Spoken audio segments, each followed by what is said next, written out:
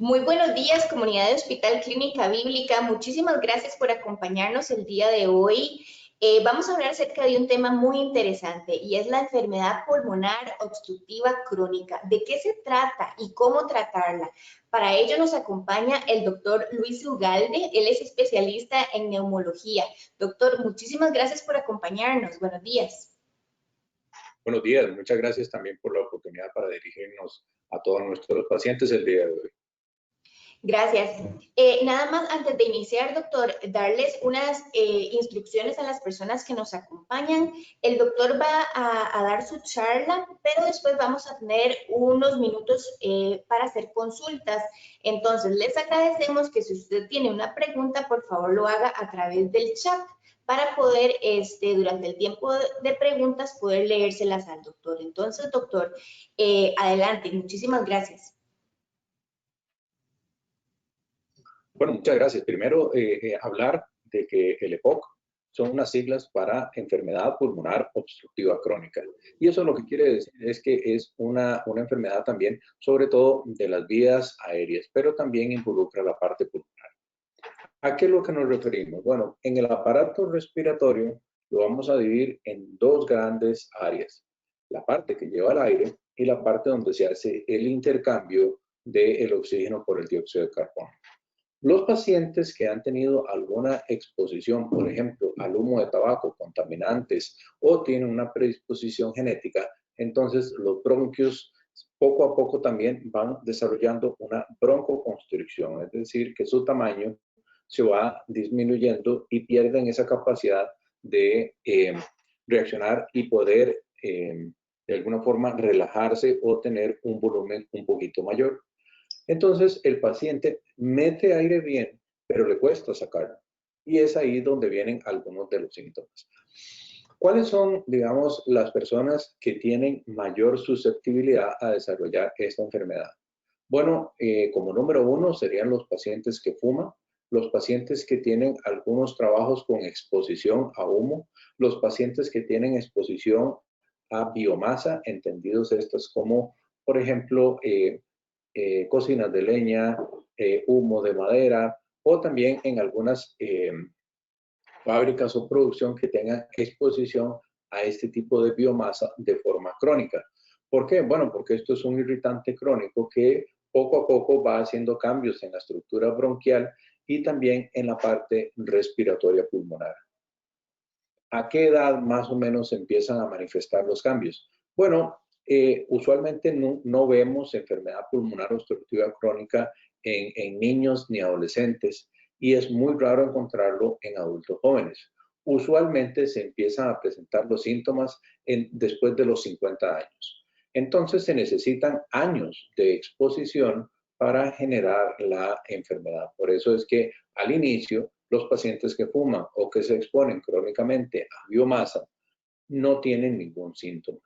Tienen que pasar años, décadas, para que el paciente de alguna forma tenga síntomas.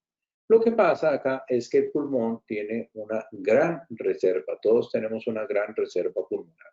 Entonces, para que den síntomas, necesitamos bajar la función pulmonar a un límite tal que el paciente no se está dando cuenta que está bajando su capacidad pulmonar, pero cuando ya llegó a ese nivel, empiezan los síntomas, pero ya se ha perdido capacidad pulmonar. La forma correcta, adecuada y precisa para hacer un diagnóstico de esto es, 1, ver que el paciente tenga factores de riesgo. 2, hacer un análisis también de los síntomas que está presentando el paciente. 3, hacer una espirometría y exámenes complementarios. No es infrecuente que algunos pacientes tengan también o se les diga que tienen enfermedad pulmonar obstructiva crónica porque tuvieron cuadros de tos o que tengan producción de flemas. La tos y la producción de flemas son muy inespecíficos. Necesitan ser abordados también por un profesional en la salud para discriminar cuál es la causa que le está causando este malestar. No es sencillamente decir, este señor tiene 60 años, fumó un poco, ya tiene enfermedad pulmonar obstructiva crónica. Créanme que no es así. Nada más lejos de la realidad. Hay muchos pacientes que a sus 60 años tienen lo que tienen es asma o bien tienen otras enfermedades como por ejemplo bronquiectasia, que son dilataciones anormales de los bronquios. Así que las causas de tos son muy variadas. Las causas de falta de aire son muy variadas. ¿De qué se queja el paciente cuando tiene enfermedad pulmonar obstructiva crónica? Principalmente uno de los síntomas que más se queja el paciente es de disnea. ¿Y qué es la disnea? Falta de aire. El paciente se queja de que progresivamente las actividades que podía hacer normalmente ya no las puede hacer. Caminar 100 metros, mudarse, inclusive bañarse o hacer sus necesidades cuando va al baño. Les va causando poco a poco y tienen que detenerse. Otra queja común es que si al subir gradas el paciente tiene que hacer pausas para lograr llegar de un piso a otro. Entonces sube unos escalones, hace una pausa, sube unos escalones, hace una pausa. O subir cuestas. Debo hacer un hincapié en que también la falta de aire es un poco inespecífico y hay varias causas de falta de aire. Por eso una falta de aire no debe ser catalogada inmediatamente como enfermedad pulmonar obstructiva crónica sin una valoración por un profesional en la salud. ¿Qué otros síntomas podría tener este paciente? Bueno, depende también de la clasificación que hagamos. Hay, a grosso modo, dos tipos de enfermedad pulmonar obstructiva crónica. Una la que genera sobre todo enfisema y otra la que genera principalmente bronquitis crónica. Hablemos del enfisema.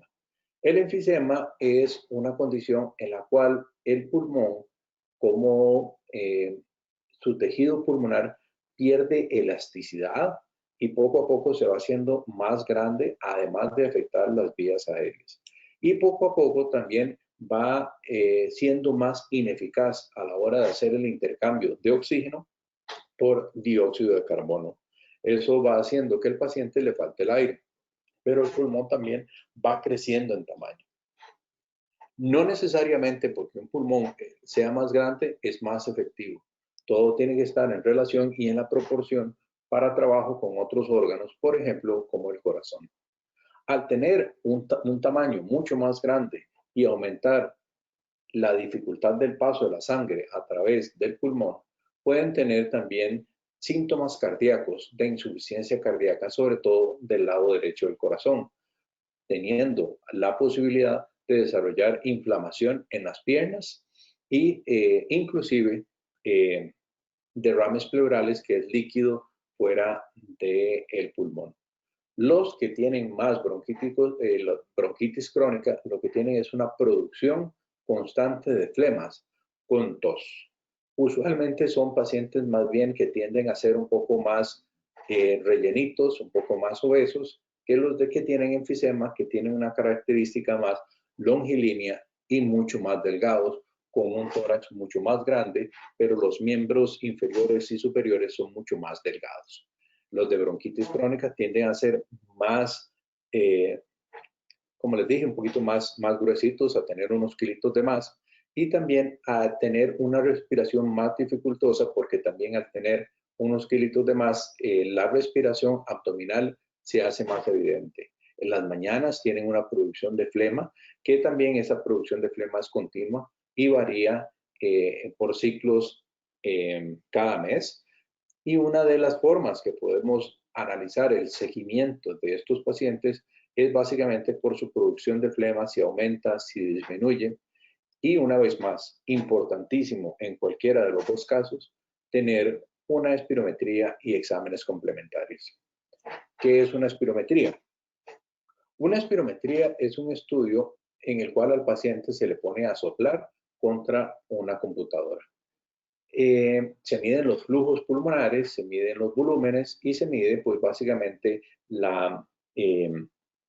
se hace como una prueba fisiológica del pulmón. Hagamos una analogía que sería pues lo que podría servirle mucho a un cardiólogo como un electrocardiograma. Bueno, en esta parte nos serviría mucho una espirometría. No es un examen doloroso, no es un examen en el cual haya que poner vías o haya que incomodar al paciente, pero sí es muy importante tener ese estudio y que el paciente haga su esfuerzo máximo. Usualmente se hacen de 3 a 8 intentos, más o menos, para tener un promedio. El paciente tiene que soplar varias veces.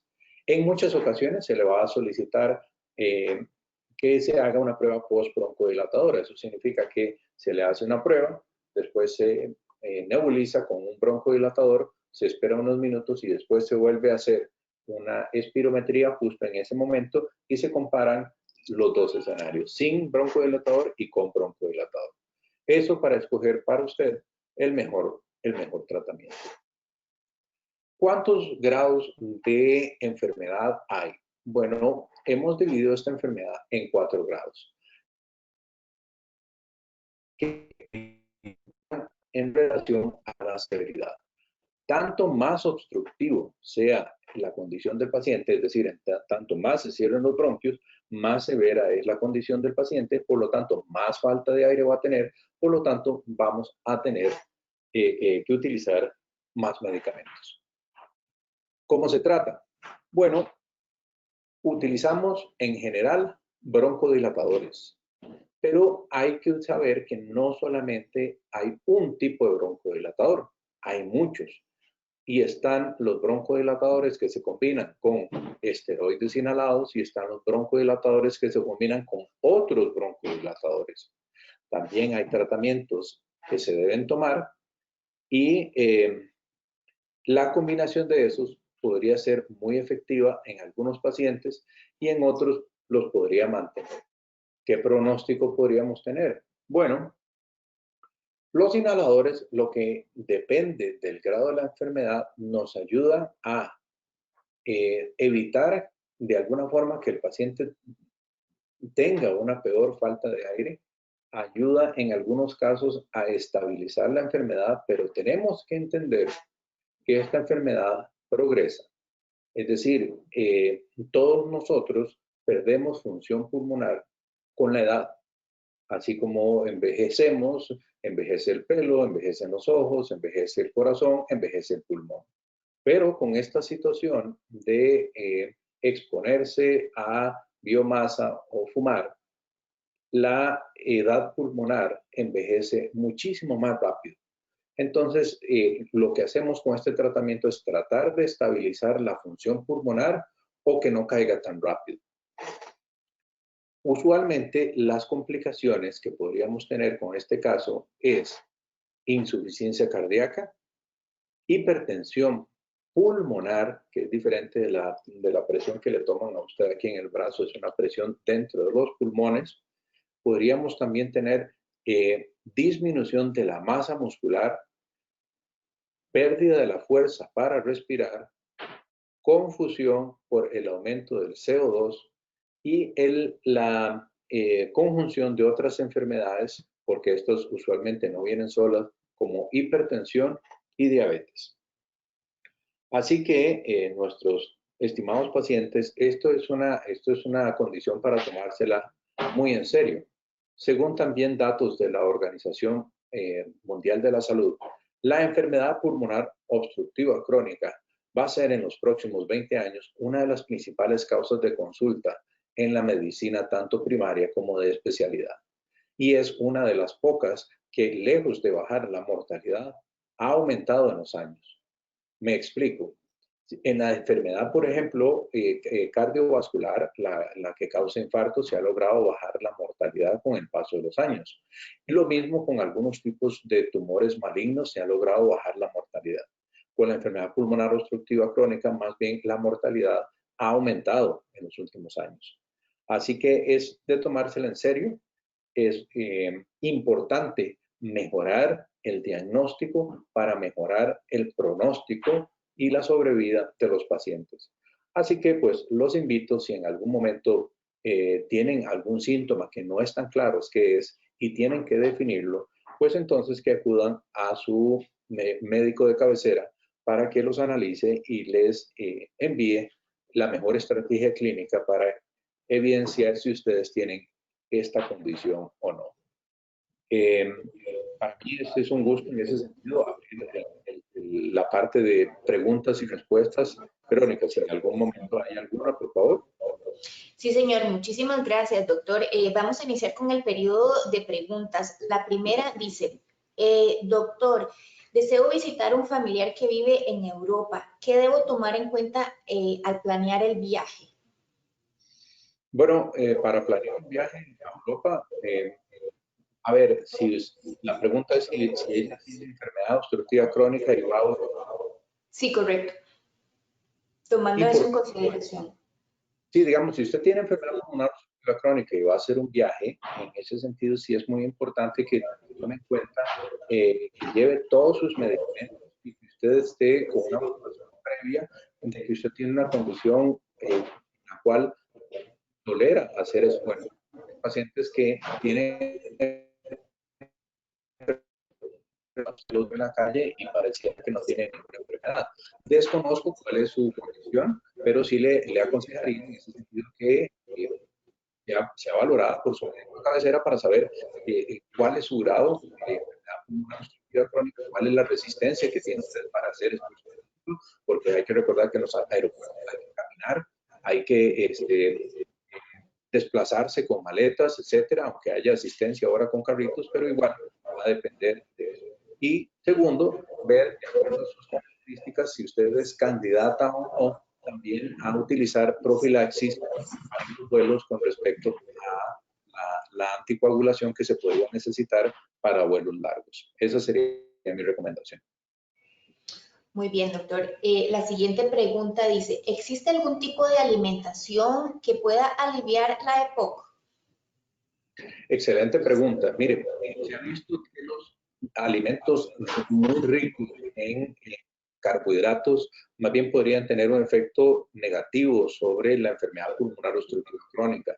Entonces, hacemos énfasis también en el tratamiento integral con un nutricionista para tratar de aumentar más bien un poquito las grasas y las proteínas y sobre todo proteínas de alto valor biológico para que estos pacientes tengan mejor desarrollo y evite perder sobre todo masa muscular, que eso es una de las complicaciones que podríamos tener, pero sí, definitivamente tenemos. Y en los pacientes que tienen sobrepeso, es muy importante controlar el sobrepeso para tratar de disminuirlo y así tengan una mejor tolerancia al esfuerzo. Excelente pregunta.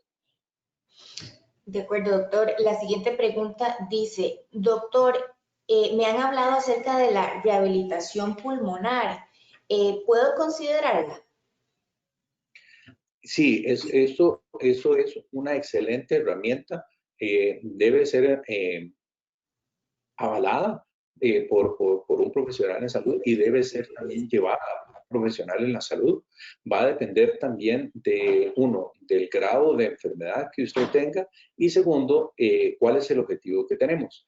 ¿Qué es la rehabilitación pulmonar? La rehabilitación pulmonar es una serie de ejercicios dirigidos por un profesional en la salud, dirigidos para que el paciente mejore su condición pulmonar y mejore su resistencia o su tolerancia al esfuerzo físico. No es en ninguna forma una condición para hacer entrenamiento físico como se hace en un gimnasio, en el cual usted tiene otro objetivo, tal vez aumentar masa muscular o participar en alguna competencia o algo así. Ese no es el objetivo de la rehabilitación.